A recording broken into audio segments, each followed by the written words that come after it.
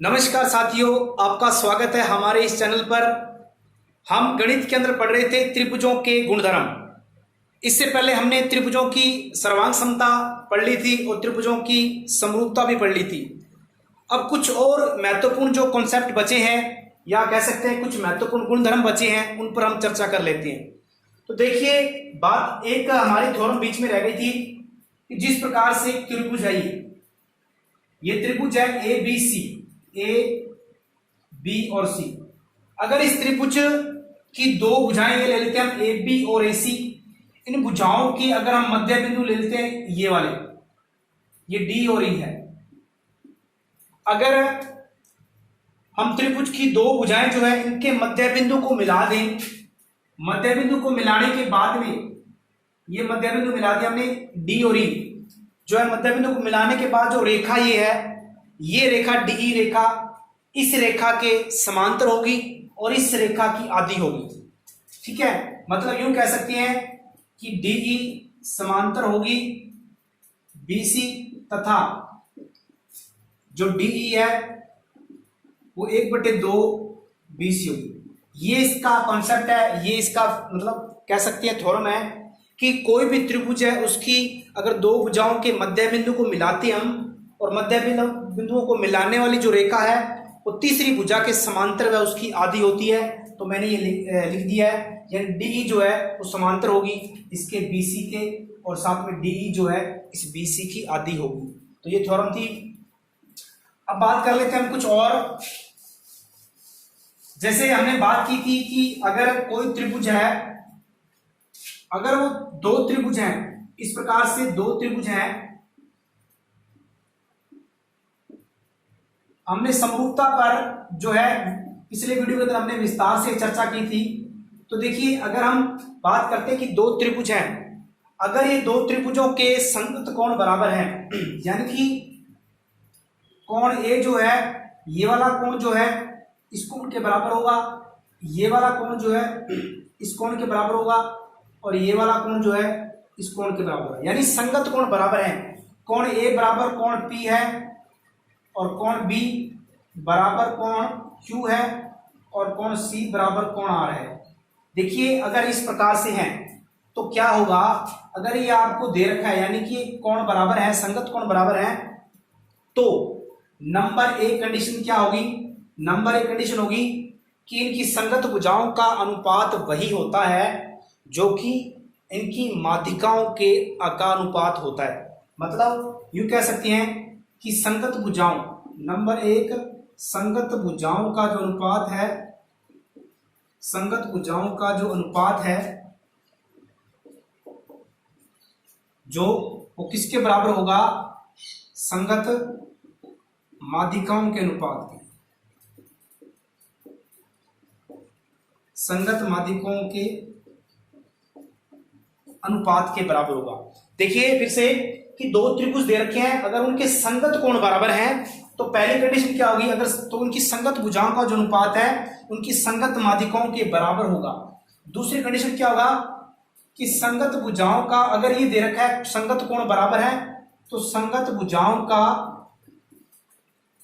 जो अनुपात है वो बराबर होगा संगत शीर्ष लंबों, संगत शीर्ष लंबों के अनुपात के। ठीक है, अब देखिए बात करते हैं कि ये किस प्रकार से होता है। संगत भुजाओं का अनुपात जो वही होता है जो संगत माध्यिकाओं का, मतलब अगर ये इस प्रकार से दे रखा है तो हम कह सकते हैं कि जिस प्रकार से ये ए बी और पी क्यू की बात करें, अगर हम दो भुजाएं, इस एक भुजा ले लेते हैं संगत, इस त्रिभुज की एक भुजा, इस त्रिभुज की एक भुजा, तो अगर इनका अनुपात लिखेंगे हम, ए बी अनुपात जो पी क्यू होगा वो किसके बराबर होगा, हम एक भुजा ले लेते हैं। तो मान लेते हैं कि ये जो है इस त्रिभुज की माध्यिका है ए डी, ये माध्यिका है और इस त्रिभुज की जो माध्यिका है वो या पीएम है। तो इनका जो अनुपात है यानी कि एडी, तो इनका अनुपात एडी के बटे पीएम ये होगा। ये पहली कंडीशन हो जाएगी इसकी, ये पहली कंडीशन होगी। अगर हम दूसरी कंडीशन की बात करें तो यही सेम जो अनुपात है, अगर ये त्रिभुज है और अगर बात करें कि हम इस त्रिभुज से मान लेते हैं शीर्ष लंब की बात हो रही है, तो इस शीर्ष से हम इस भुजा पे हम लंब डाल देते हैं। ठीक है, ये लंब कोई भी ले लेते हैं, मान लेते हैं डी, ये लंब है और इससे हमने इस भुजा पे जो लंब डाल दिया वो मान लेते n है। तो देखिए अगर त्रिभुजों के संगत कोण बराबर है तो इनके जो भुजाओं का अनुपात जो है, मान लेते हम एक भुजा ले लेते हैं ए बी बटे में पी क्यू, तो इसका अनुपात किसके बराबर होगा? इनके शीर्ष लंबों के अनुपात के बराबर होगा। मतलब बी ई बटे में ये हो जाएगा क्यू एन। तो क्योंकि इस पर क्वेश्चन बन जाते हैं ज्योमेट्री के, तो ये हमारा था कुछ कॉन्सेप्ट। तो फिर से देख सकते हैं आप कि कोई दो त्रिभुज है, उनके संगत कोण बराबर है, तो पहली कंडीशन क्या होगी? संगत भुजाओं का जो अनुपात है वो संगत माध्यिकाओं के बराबर होगा। नंबर 1 जिस प्रकार से मैंने लिखा है ये संगत भुजाओं का अनुपात है, संगत माध्यिकाओं का अनुपात है। देखिए इसी प्रकार दूसरी कंडीशन अगर ये दे दे तो क्या होगा? संगत भुजाओं का जो अनुपात है वो संगत शीर्ष लंबों के अनुपात के बराबर होगा। संगत भुजा ले ली और ये संगत शीर्ष लंब का अनुपात लिख दिया। ठीक है, तो इस प्रकार से हम ये ज्ञात कर सकते हैं। तो आगे कुछ और है, इसके अंदर एक और है कि अगर हम बात करें कि अगर दो त्रिभुज हैं, अगर ये दो त्रिभुज हैं, अगर ये आपस में समरूप हैं, अगर ये समरूप हैं तो ये त्रिभुज 1 मान लेते हैं, त्रिभुज 2 मान लेते हैं। अगर दो त्रिभुज समरूप हैं तो उनके जो परिमाप है, यानी कि हम कह सकते हैं कि त्रिभुज 1 का परिमाप, यानी कि उनके त्रिभुजों के परिमाप का जो अनुपात है, त्रिभुज जो है हम कह सकते हैं कि त्रिभुज सेकंड का परिमाप जो होगा वो क्या होगा? संगत भुजाओं के अनुपात के बराबर होगा। अगर हम बात कर लेते हैं इसकी, मान लेते हैं ये ए बी भुजा है, ये ए बी सी त्रिभुज है, ये पी क्यू आर त्रिभुज है। तो त्रिभुज 1 या त्रिभुज हम कह सकते हैं त्रिभुज ए बी सी कर लेते हैं, यहां पर ये त्रिभुज पी क्यू आर कर लेते हैं। तो त्रिभुज एबीसी का जो परिमाप है, परिमाप क्या होता है आप जानते होंगे कि जो भी बहुभुज है उसकी जो भुजाओं का जो योग होता है वही परिमाप होता है। तो एबीसी का परिमाप बटे पीक्यूआर का परिमाप निकालना हो तो इनकी संगत भुजाओं के अनुपात के बराबर होता है। तो ए बी बटे में पी क्यू कह सकते हैं हम, या फिर बी सी बटे में क्यू आर लिख सकते हैं, और या फिर ए सी बटे में हम पी आर लिख सकते हैं। तो ये हुआ आपका कुछ विशेष जो है गुणधर्म जो है कह सकते हैं त्रिभुजों के बनते हैं। अब हम क्या है कि एक दो क्वेश्चन कर लेते हैं, फिर आगे भी हम क्वेश्चन करेंगे। देखिए मित्रों, ये सवाल एक त्रिभुज एबीसी में डी समांतर जो है, ये डी समांतर बीसी है। यदि एडी का मान दे रखा है 3.6, तो हमें यहाँ पर 3.6 इसका दे रखा है, और ए बी जो है पूरा ये 10 सेमी है, ये पूरी जो है वो पूरी है 10 सेमी। अब देखिए तथा ए जो है हमें दे रखी है 4.5 सेमी और हमें ई सी निकालना है।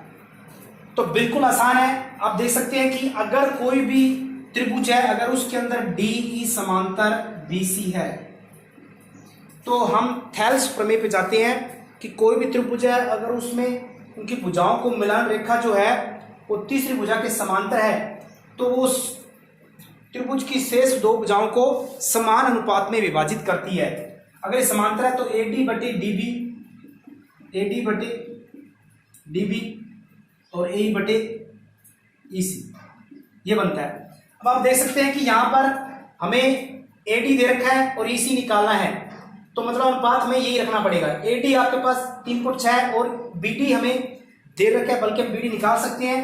अगर हम बी डी निकालना चाहें, यहाँ से बी डी निकालना चाहें तो क्या होगा, ए बी में से आप क्या कर दो कम, ए बी में से आप ए डी कम कर दो। ए बी 10 सेमी है माइनस 3.6 सेमी, यहाँ से 3.6 कम करोगे तो यहाँ से आपका 6 पॉइंट कितना हो जाएगा, 4 हो जाएगा। बी डी जो है 6.4 आ जाएगा। अब देखिए यहाँ पर मान रख दो तो रख सकते हो आप, ए डी का मान 3.6, डी बी का मान अभी निकाला 6.4 और ए का मान 4.5 और ईसी का मान हमें निकालना है। देखिए पॉइंट से पॉइंट या कैंसिल हो जाएगा, तो आप यहां से इसको काट सकते हैं, 4 से काट सकते हैं, और इसको 4 से काटो तो ये कट जाएगा 4 से, 9 चौक 36 और 16 चौक 64 और ये हो जाएगा 9.5 ईसी। अब देखिए यहां से ये कटेगा, आप काट सकते हैं, 9 को 5 से काटेंगे तो यहां से ये 9 5 45, ये 0.5 से कटेगा, 0.5 से कटेगा, 0.5 का आप 16 से गुणा कर दीजिए, तो इसी बराबर में 0.5 गुना 16, तो 16 5 80 यानी 8.0। तो यहां से इसका आंसर आएगा 8 सेमी। तो उम्मीद है कि आपको ये वाला क्वेश्चन जो है इस प्रकार से, जो एग्जाम्स जितने भी हैं कंपटीशन के, उसके अंदर इस प्रकार से एग्जाम बन सकते हैं थेल्स थ्योरम पे। तो आगे भी कुछ थ्योरम्स हम क्वेश्चन लेंगे। तो आज की क्लास जो है इतनी रहेगी। तब तक के लिए धन्यवाद।